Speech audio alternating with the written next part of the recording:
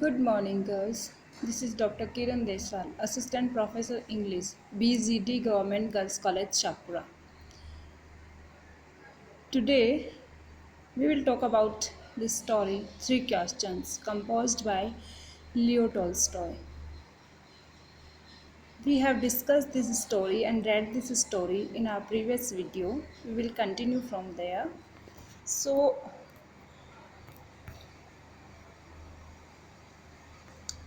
open page number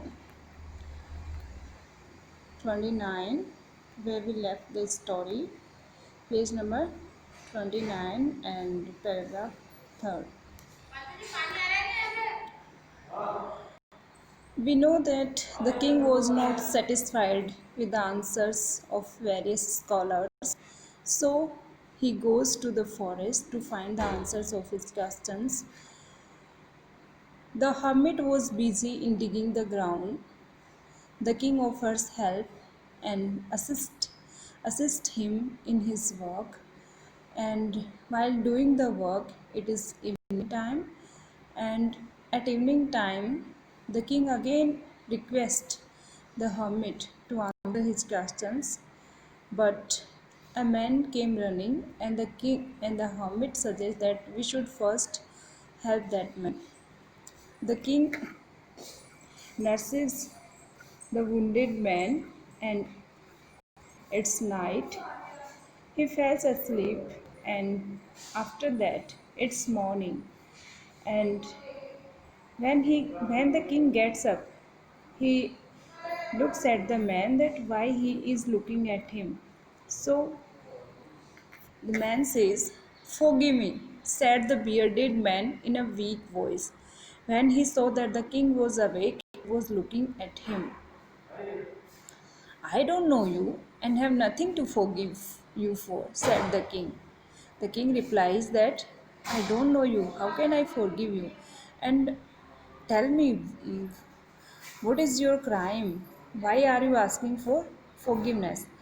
You don't know me, but I know you. I'm that enemy of yours who sought to revenge himself on you because you executed his brother and seized his property.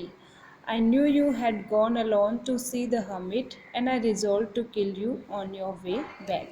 So, the wounded man turns to be the enemy of the king.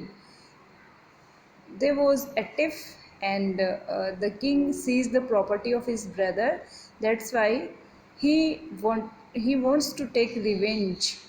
So he followed the king till the forest, and he was hiding somewhere to kill the king, but his bodyguard warns him. "I knew you had gone along to see the hermit. He was spying on the king, and I resolved to kill you on your way back.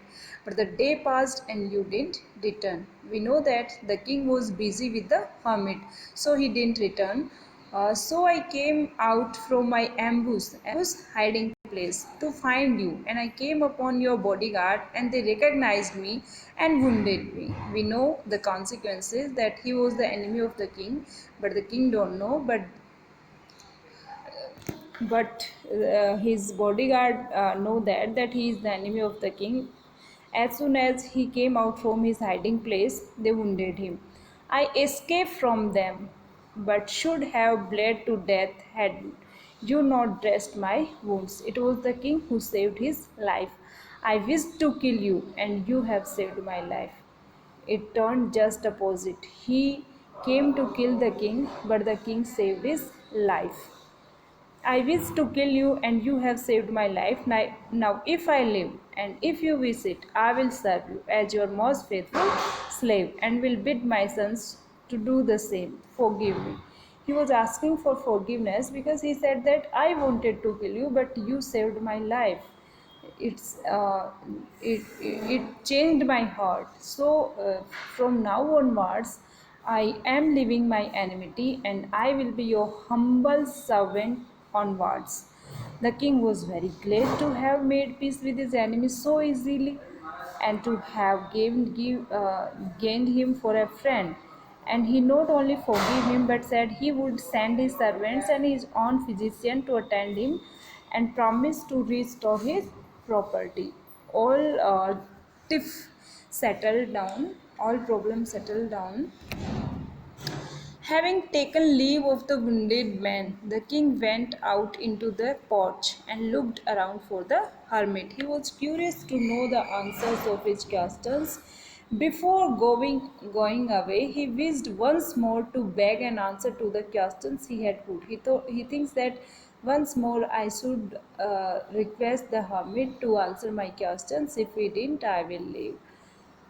The hermit was outside on his knees, sowing seeds in the beds that had been dug the day before. He was just doing his work. The king approached him and said, "For the last time, I pray you to answer my questions, wise man." Wise man, hermit.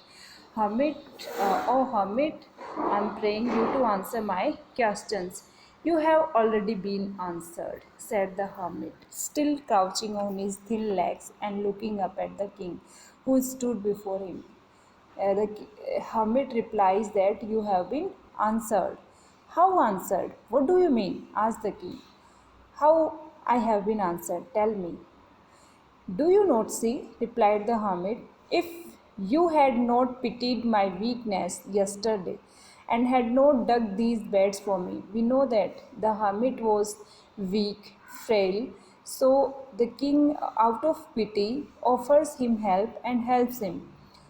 And that's why he was helping him, so he couldn't return because he was helping the hermit. And evening came. So the most important time was when you were digging the beds, because while digging the beds you were saving yourself from your enemy. If suppose if you return without helping me, you would have been killed by your enemy. So and I was the most important man, and to do me good was your most important business. After that, when that man ran to us, the most important time was when you were attending to him. For if you had not bound up his wounds, his he would have died without having made peace with you. So your second good work was helping the wounded man, because he recovered and the enmity ended. So he was the most important man, and what you did for him was your most important business. So remember then, there is only one time that is important now, present. Now is always important. It is the most important time because it is the only time when we have any power. The most necessary man is he with whom you are, for no man knows whether he will ever have dealings with anyone else, and the most important affair is to do him good. So overall meaning is, keep doing good deeds, keep helping people, uh, and the most important affair is to do him good, because for that purpose alone was man sent into this life. So this is the moral of this story, that we have been sent in this world by God to help and assist people in need. So we should always help people in need, because we don't know at that time we are helping ourselves. That's why it is said that God helps those who help themselves. Do good and forget. If you do good to someone, if you help someone, it will be returned, it gets multiplied, and God helps you in many ways. So in this story has a outline like a novel. We have a beginning, we have a middle, and we have a climax, that is the end. So the story starts with the curiosity of the king. He wants to know the answer of his three questions. The three questions are: who what is the right time to do anything, who are the most important people to listen to, and what should we what is the right time and what is the right action.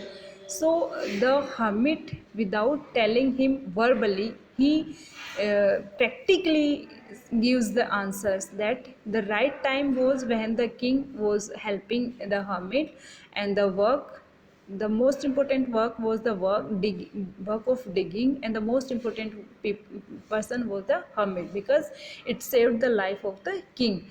After that, the most important time was the time when the wounded man came running, and the most important work was nursing or dressing of his wound by the king, and the most important person was the wounded man. So it helped in creating peace between the enemy of the king. So the most important time is now, because it is the time when we have power to do something. So if we let the time go, we can't do anything after that. So we should utilize our present, our now. And after that, the most important person is the person with whom we are dealing at that very moment, and the most important action is to do him good, and we should never forget that. Thanks for watching.